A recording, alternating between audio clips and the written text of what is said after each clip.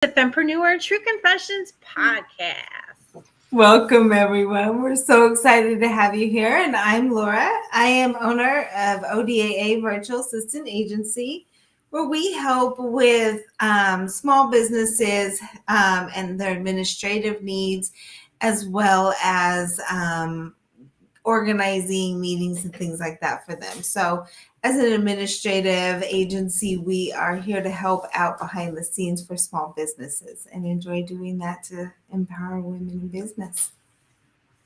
And Awesome. Angelique. I'm Angelique with Lady Powerhouse Solutions. And so Lady Power Solutions is a heart-centered approach to project and event management for women entrepreneurs who are on fire, lighting up the world with their passion and drive, and achieving their mission in the most authentic way possible. So we help them. Laura and I do really similar things, but we don't compete. We support each other.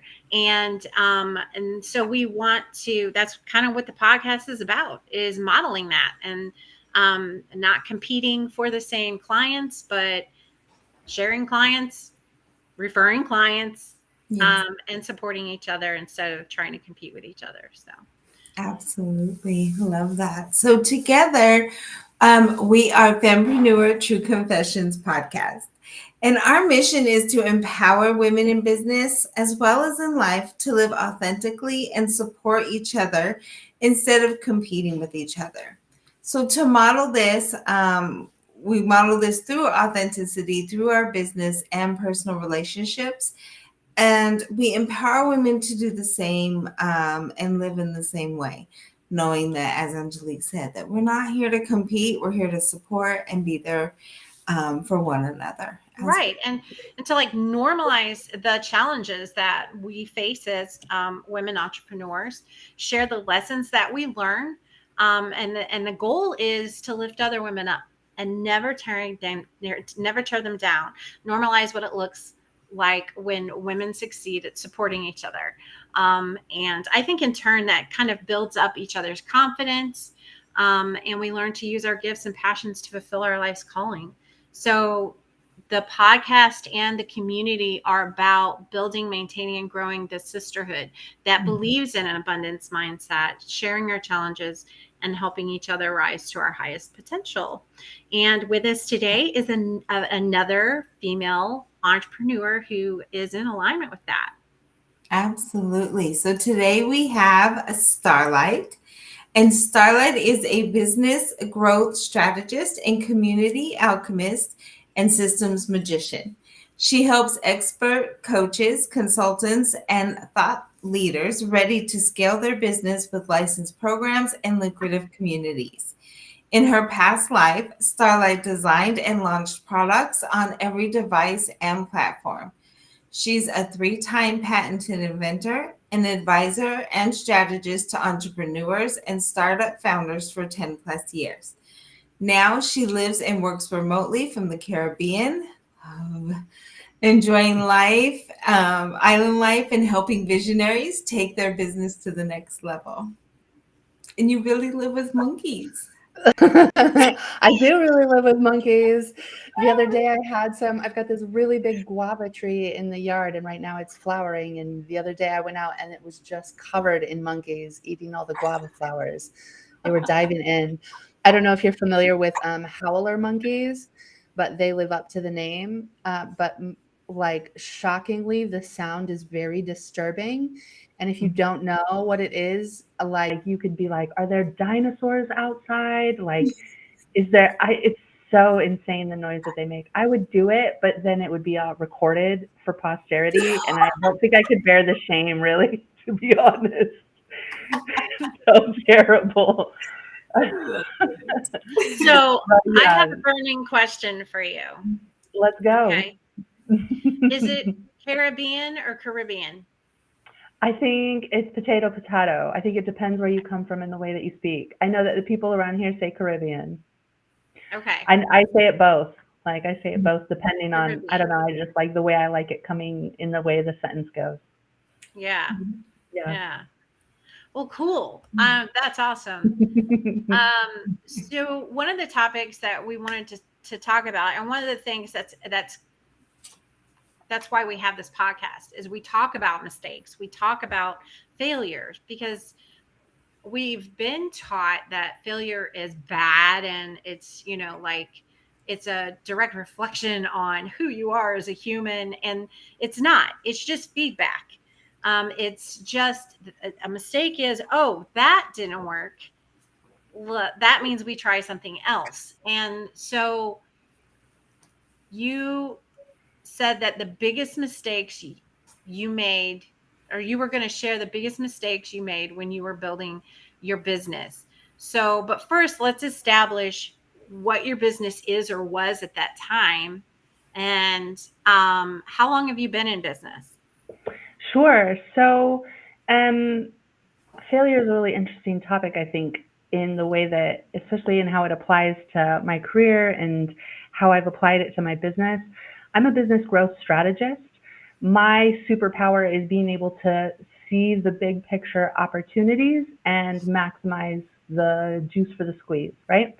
And I really like doing that for people who are making a positive impact in the world. When I first started, quote, my business, I was really just a freelancer back in the day. I had, long story short, something really derail me in my path.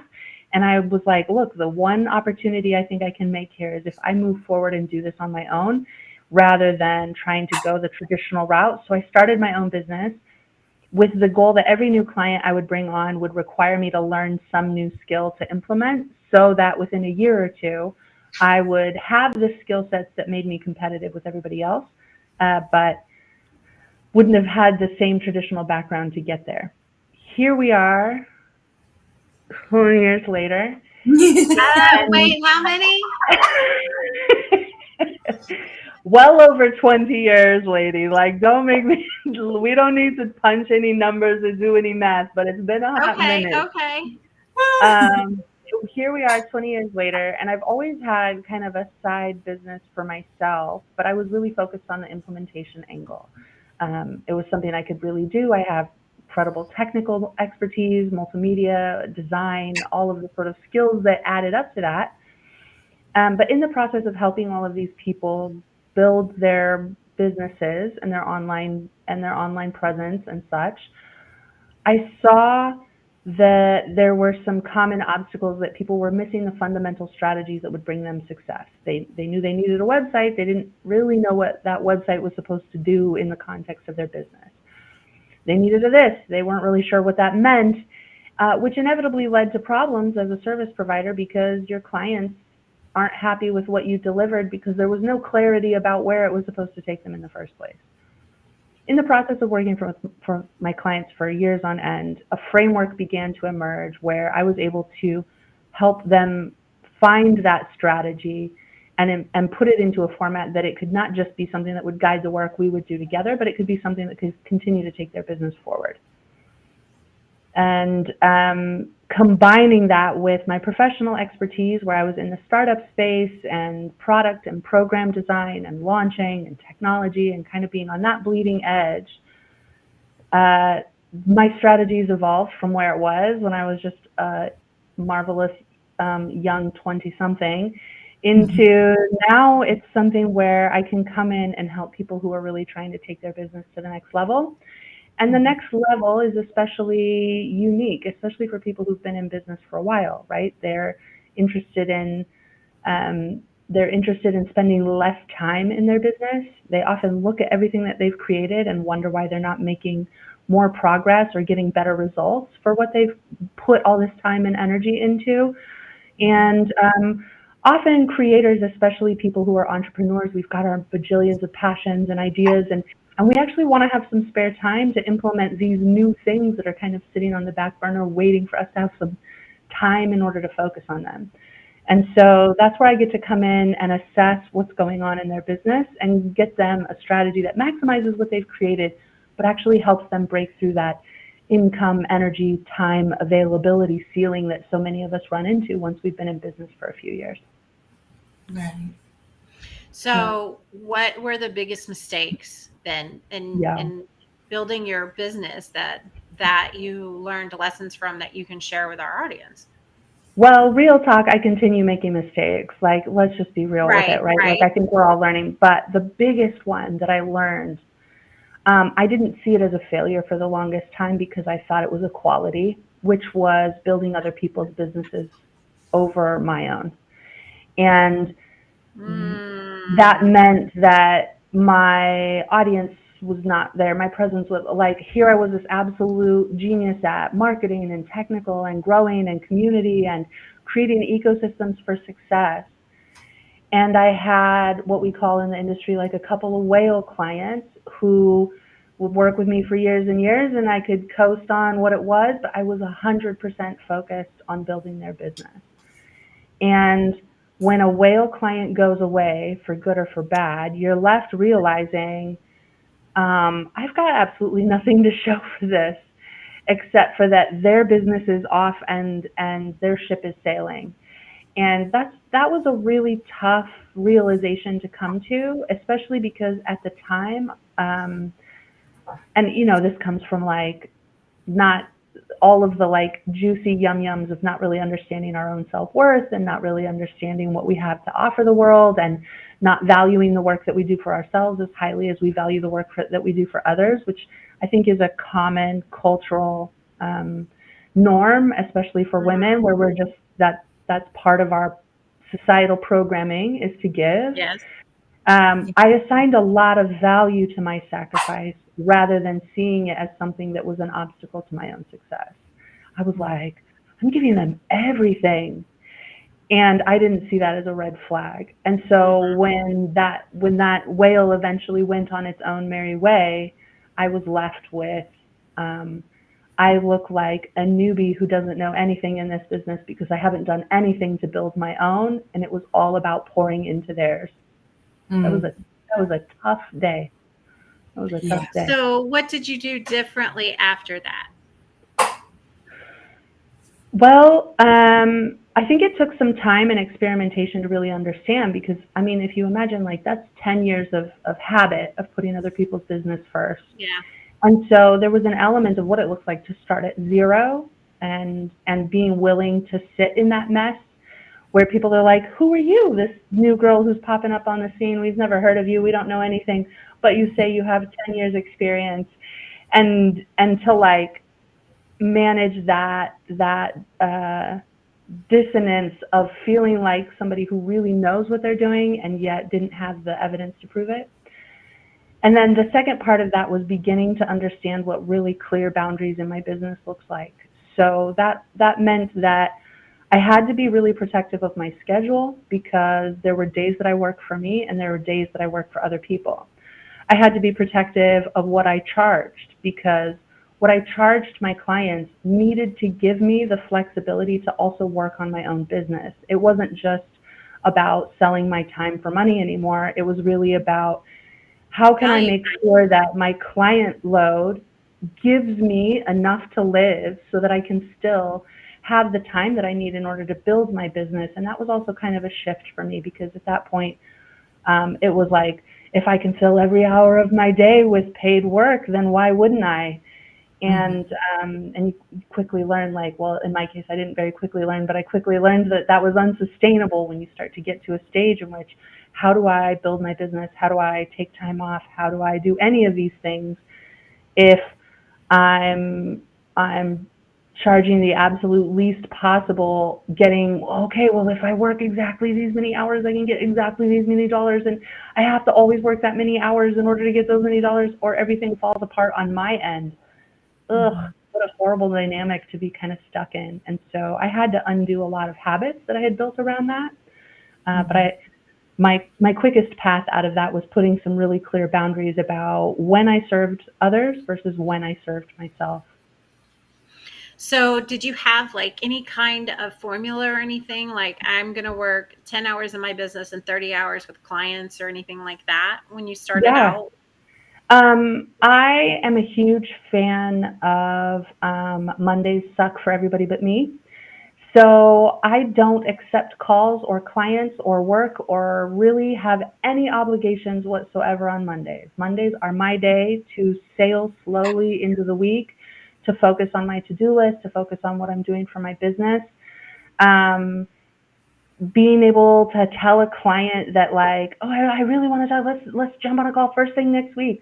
Like, okay, when are you available Tuesday? Oh, you don't have time on Monday? It's like, nope, I don't. When's your first availability after Monday? And they just go, oh, okay, and pick the next available time.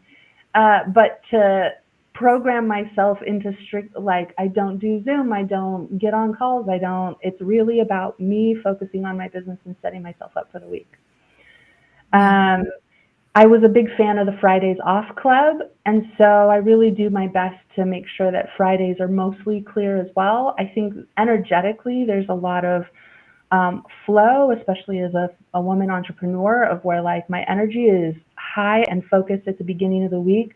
Why wouldn't I want to give myself that versus anybody else, right? Tuesday, we shift the focus to everybody else and what we got to do. Wednesday, we're keeping the machine going. Thursday, we're wrapping things up and looking at the end of the week. And Friday is when I shift from like doing, serving, present into what sort of presentations, content, what am I generating long term? Because that's stuff that takes me time to build through the week anyways, in the context of having everything ready to present or marketing the thing. And Fridays are really my day where like I may have a presentation or two, but I'm not trying to pour into clients and I'm not trying to solve things mentally, because I also know that at the end of a really busy week, I want to sit and I want to talk about stuff rather than go hard. The third thing that I do that I think people kind of find shocking is that I take a week off a month where I do 0 calls for anybody. So I really focus my client calls in the beginning 3 weeks of the month. I have a lot of sales calls and managing that cycle in the first 3 weeks of the month. But I often find by the end of the month, people are kind of in their own world anyways, and not a lot is really getting accomplished with my help specifically. Mm-hmm. And so I do the same thing that I do on Mondays, but I do it the last full week of every month, which is no calls, no Zoom. I don't have to be on camera, especially as an online worker. It can be really exhausting to constantly like be on. Mm-hmm. But I block out that week so that if I want to add something fun into my schedule or something kind of off the cuff, that's a place where I can do it because I don't have any time requirements. I don't got to be back and be on camera by 2:30. Like, I can just go, cool, I can be flexy, I can sleep in, I can do whatever my vibe requires. But I find that kind of works for me in being flexible and giving me room on the beginning and ends of the weekend to determine how I set up my energy for the week. But it's also a bit of structure that keeps me focused and the other people in my life, because when you work from home, everybody thinks that you're available because you're there. Yeah. And so it's really easy for me to be like, nope, Tuesday, Wednesday, Thursday, Friday, like I know I'm here, but those are grind days, and maybe for Monday afternoon we can do something, Right. Yeah. I love that. I do the same. Mondays and Fridays, I don't do appointments, calls, things like that. It's time for me to do deep work and work in my business. And a colleague of mine also takes off the last Friday or last week of the month. And she shared that with me and I'm like, oh my God, I love that idea. Now I haven't implemented it yet because I'm just going through I just moved. I'm going through a lot of transition right now, but that's not one more thing that I need to change right now, but I'm looking forward to it. Maybe in the fall. Maybe starting in November, because the podcast is going to be taking off. We're not going to do any lives in November, December. We're taking them off. And we'll start season 2 in January. So, and we actually will have, what's our 1-year anniversary is the beginning of October. So we'll actually have live podcasts almost every single week for 13 months. Wow. Actually a little bit more than a year. So I'm looking forward to that. So awesome. I love those lessons and especially, so the first one was to be sure to create boundaries so that you can work on your business and on it. I never figure out like which one's which, but whatever, you're working in your business. The second one was setting those boundaries, and that's the scheduling. I love the scheduling. I'm a huge time blocker on my calendar. Like when I share, sometimes I'll share my calendar to try and schedule a meeting with somebody, and they'll be like, "Oh my God, you don't have any time." I'm like, "No, this all means something to me. And if I want to book a call, I can, but I just kind of play, like calendar. Some people call it calendar Tetris. I just move those blocks around, Right. If you, So one of the things that I would say, like in working towards taking that week off a month, is if it's something you really want to do, we're 3 months away from that being a reality. You could block that week off now. And by the Right. time it rolls around, it would be possible, right? I find, especially, at least in my experience with clients, that when they're ready to make a big shift in how they do their schedule or their business or however it is they're doing, most people need about 2 weeks to get into the rhythm of it, because most of us are booked with all kinds of plans for the next 2 weeks anyways. And so if there is something like that that you want to implement, you don't have to start this Monday, but you could look at your schedule and go, okay, when is the first Monday that this is going to start, and schedule it today so that it doesn't continue to get taken from you just by the nature of habit. Yeah. Yeah. Great point. I love that. Yeah. So, you mentioned that you learned that you were addicted to work and productivity, and that it ended up really changing how you did business. And I really want to dig into that, because I think I might be guilty of the same thing. Like this, I recently, well, I guess it was earlier this year, did a 1-day coaching thing.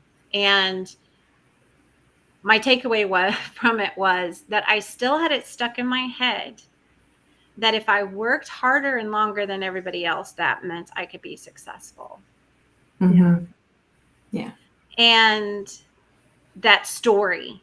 And I didn't even realize that I was still telling myself that, even though I have like drastically cut back on my schedule and things like that. And Mondays and Fridays, don't do calls, don't do meetings. I was still telling myself the story that I had to work harder and longer. And that if I did, then I would be able to accomplish the things I wanted to. So how did you figure out you were addicted to work and productivity? Are you familiar with Gabor Maté? Mm-hmm.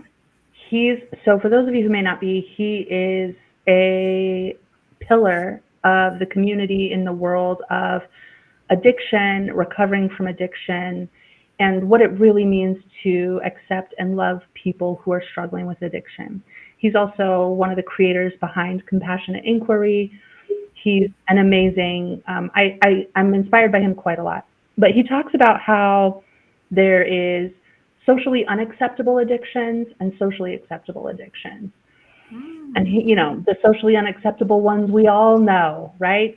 Sex, drugs, whatever, right? Like we know what like bad addiction looks like. But he said that there's also this idea of socially acceptable addictions that are addictions that we get rewarded for continuing to have. And he mentioned work and productivity as being one of those addictions, and a light bulb went off in my head. Now, in the context of how he talks about addiction stems from it always stems from childhood trauma. Yes. We can't help ourselves. Where do we go to? We go to when we were a kid. And the trauma that's specific around addiction is usually around not feeling good enough and finding ways to cope with that. And some of us have chosen socially unacceptable ways to cope with that: escapism, dissociation, using chemicals to find a place of love and pleasure that we can't find in our day-to-day life. And some of us have found socially acceptable ones, like people can't say that I'm not valuable and not love me if I'm useful and productive all the time. Right. And when he said that, my jaw was on the floor. I was able to look at my mom, who is addicted to working, And I'm seeing her as she's getting older, what that looks like as it manifests in her body, in her energy, in her way of living, and go, fuck. My mom's just looking at her desk all the fucking time. Me Yeah. too, though. And I see it manifest in my relationship where my boyfriend might be here and he might be chill and we're supposed to be relaxing. And yet I'm constantly looking around going, oh, I could straighten this. Oh, let me move that. Oh, let me just, no. And like, I don't really want to sit here and talk about nothing because I've got all this stuff I got to do. And I've got all these things I'm thinking about. And I was struggling with like how to find a place where my innate worth was not directly tied to my level of productivity and my level of what I was getting accomplished. Because as a child, I could overcome anybody's bad opinion of me by showing how high performing, brilliant, talented, and productive and effective I could be. And I can still use that as a defense mechanism. In fact, another thing that he kind of talked about in regards to habits and addictions is that like we can all aspire to be like Huberman baddies with our little, our drinks and our supplements and our don't have coffee 90 minutes until 90 minutes after we wake up and all the marvelous things, right? And we can do our best to put those habits in place. And habits are great. But when shit hits the fan, we resort back to our default setting. And if we haven't healed the trauma inside of ourselves, that default setting means resorting back to our addiction. So when I get stressed out, when things feel outside of my control, all things that are highly triggering to somebody who's dealing with trauma, it happens to all of us, we're all human beings, whatever our little triggers may be, our aspirational habits go right out the frickin' window and we default to where we've healed at the level. Right. And to encounter that in myself as well has been like real talk. I'm a fucking baddie. I'm a shit. I'm amazing. People wish they were me.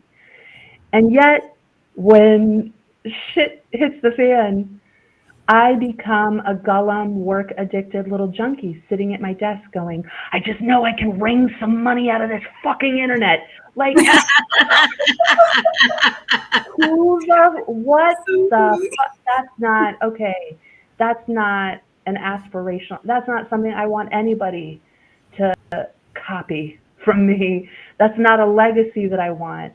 And like, I don't think my mom's going to see this, but I think that she looks back on her time where my sisters and I were younger and still living at home and regrets that she spent all of our teenage years chained to her desk, working, because her value came from being productive and providing for the family. And like, we can throw in the complications of what it's like to deal with that in the world and capitalism and poverty and class and all these things that like really amplify those addictions when push comes to shove. But at the end of the day, I'm a grown-ass woman and my choices are still mine to make. And if I have chosen not to heal that inside of myself, so that I continue to find myself in this little freaking goop pile clinging to my desk as though that is where my worth and value comes from. Bitch, you gotta be fucking kidding me. Like, I can do better than that. I can do better than that. And so I'm not saying that like I've cured my addiction by any stretch of the imagination. I've only really became aware of it, I would say maybe 2 years ago. I'm still to the point at which like I see myself fall into the like mania of productivity as a coping mechanism for when things feel out of my control. And yet I'm doing better and one step forward every day and working on finding how to find value and replace that like manic desire to control my situation with being present and being in the moment and accepting the uncomfortable feelings and being somebody who can healthfully deal with complex situations and emotions without resorting to my lowest common denominator. It's still an active active journey and struggle for me. Absolutely. I mean, I think for anyone it is.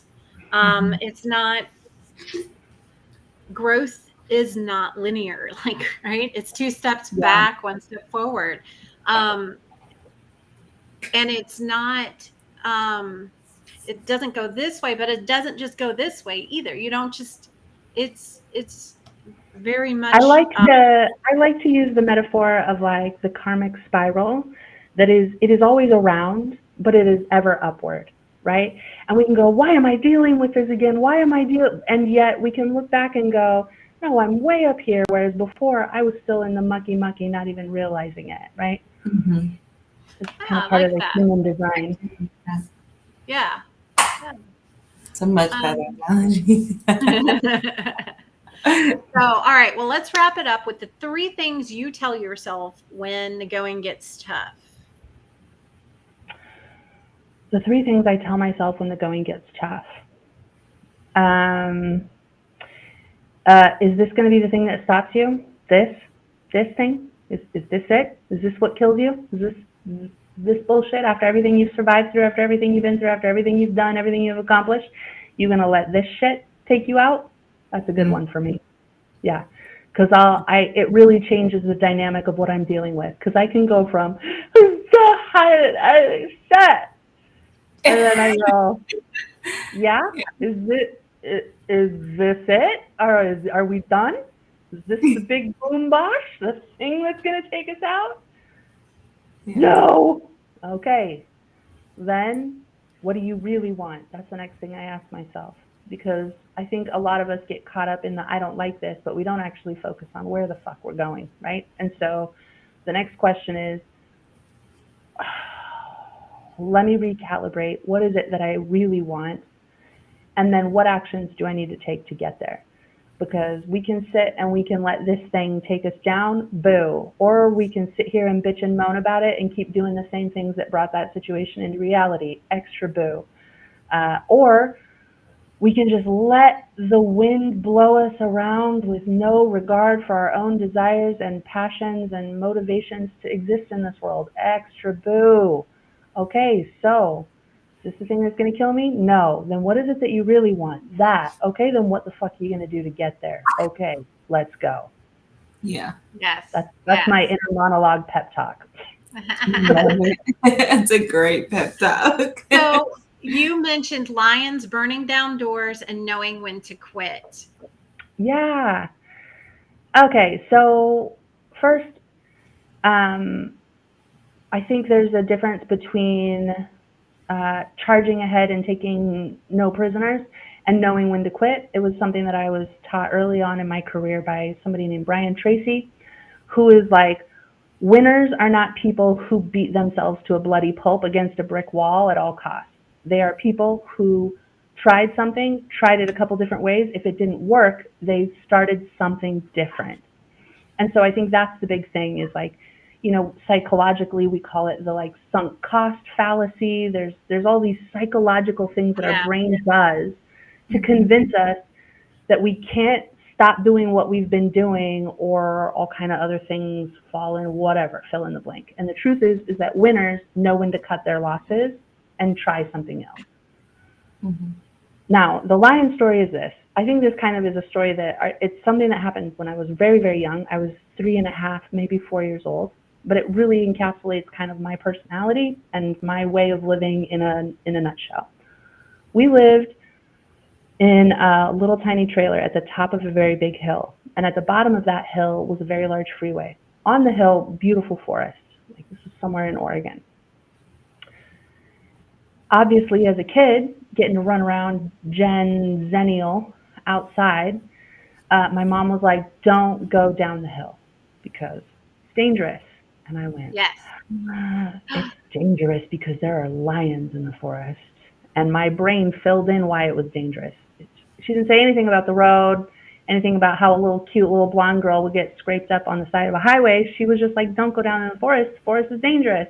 And I was like, she's saying the forest is dangerous. That means there's lions in the forest.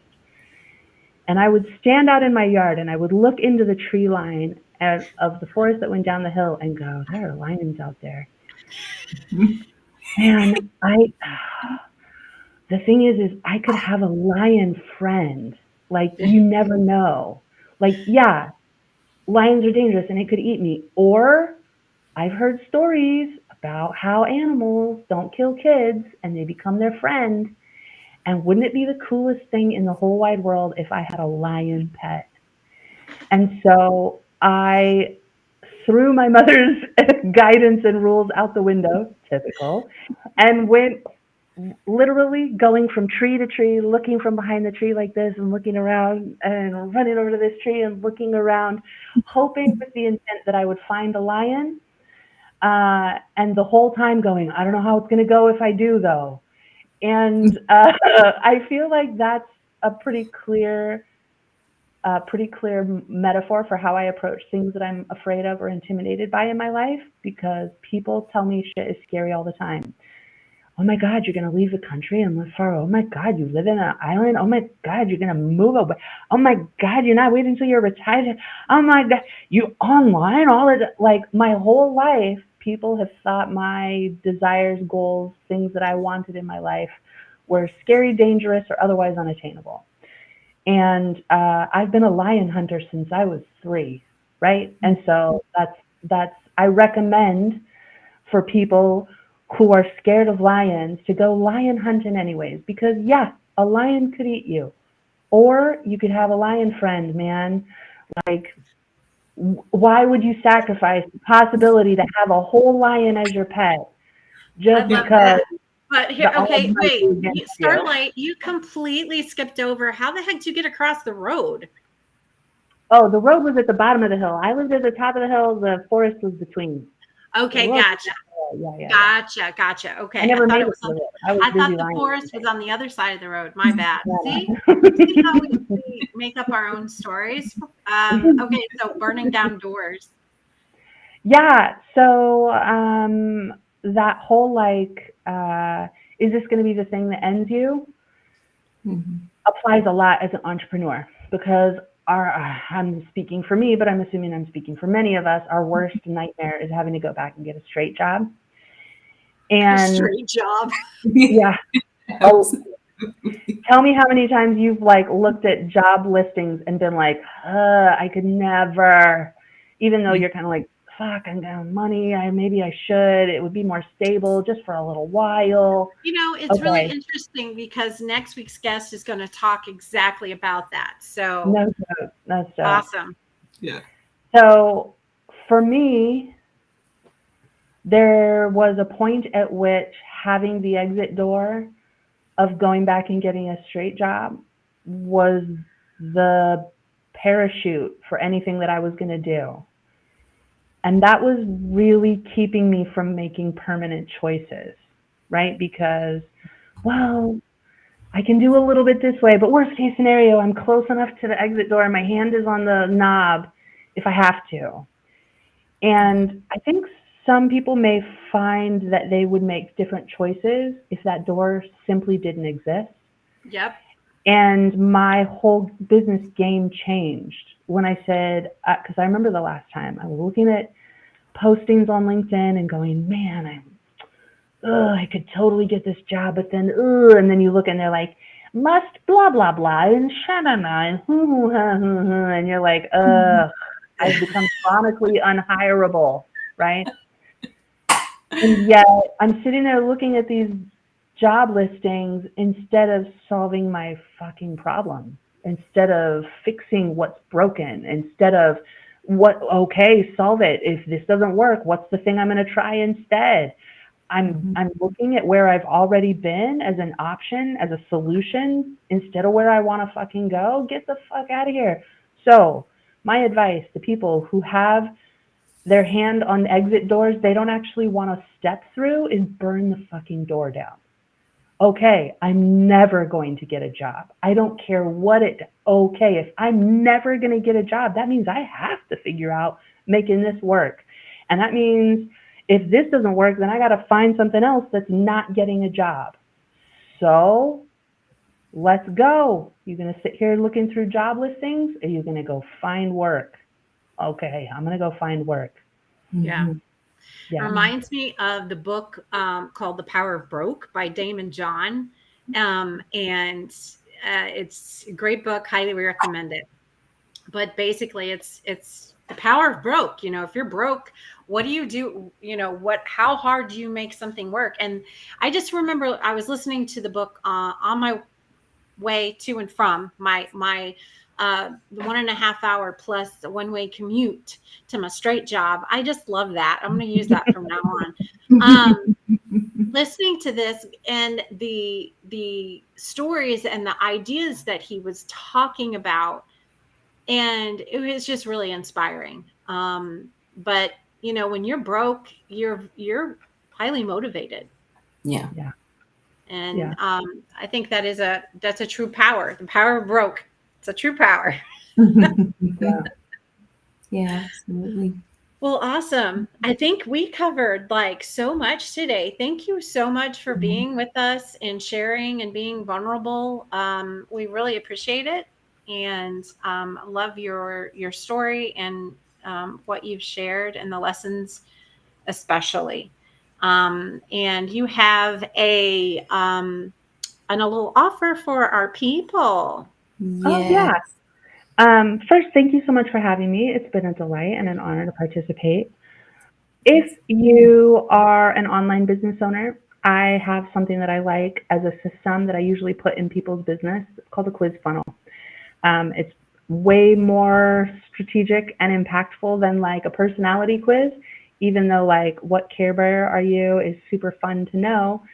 Quiz funnels are actually highly versatile ways to grow your list, grow your business, sell while you sleep, whether you're just trying to build a wait list or understand your customers better, all the way to accelerating through that know, like, and trust marketing stage. So much can happen inside of a quiz because psychologically what's happening is I'm sitting down and I'm saying, why don't you tell me about you? And then they get done telling me about them. And I go, you know what? Here's the thing that will help you on your journey. And that completely shifts the marketing dynamic around how people vibe with your business and how they make choices. And so I really like it for a host of reasons. Also, strategically, it's just excellent. Yes. They are complicated and intense to make. And with the emergence of AI turned something I used to spend weeks grinding on into a day and a half. And so I have a little mini email course that's for free that is basically like how a quiz funnel can be set up for your business, and with some over-the-shoulder examples of strategic tools I use in my business and then how I implement it myself using ChatGPT to accelerate the process.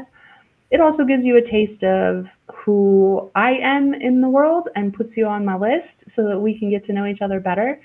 But if you're looking for what I would consider one of the most effective growth engines, because it really is an engine, it takes time to assemble with an intent and fuel and put into a vehicle that drives it forward. But if that's something that entices you and you're interested in, I'd be delighted for you to join me and check it out. Awesome. So we'll drop the link for that in the show notes for sure. So thank you for that. And one of the things we like to do here is invite our current guest to introduce our guest for the next week. So Starlight has graciously agreed to do that for us today. So next week's guest is Amila de Toro. Fantastic. And okay. I hope I'm saying it right. Actually, it might be Emily. No, there's an Amila. LAH at the end. I think it's Amila. Amila. Yeah. Okay, so Amila de Toro sounds really interesting. Often called a midwife to the soul, Amila coaches, teaches, and empowers people to engage their intuition, put themselves at the center of their lives, and trust themselves and the guidance that they receive. She especially enjoys helping highly sensitive people, empaths, and seekers who are feeling stuck, lost, or confused discern the way forward. After 2 decades as a student affairs admin, a 2004 rollover car accident cracked open an intuitive psychic and energy healing capacities for her. In 2010, Amila integrated these capacities with coaching, creating Intuitive Life and Career Coaching, which is a blend of coaching, intuitive development, and energy healing. She became an ICF professional certified coach in 2013 and went on to become a certified Spark type advisor in 2022. In addition to serving as a coach and mentor to those curious and ready to engage in their own intuitive capacities and spiritual gifts, she offers intuitive psychic readings and energy body alignment, a form of energy healing for people and pets. She sounds pretty cool. I know, Yes, right? yes. I'm excited. Well, Well, awesome. So our ask this week, please sign up for our newsletter. We give out weekly sneak peeks for upcoming guests and a monthly email full of free and discounted resources for your business based on the offers and freebies that our guests share. So thank you for being with us today on Fempreneur True Confessions podcast. And we will see you next Tuesday between 3 and 3:30, depending on what time the guest prefers. So we'll see you live next Tuesday afternoon. Bye. Ciao. everyone.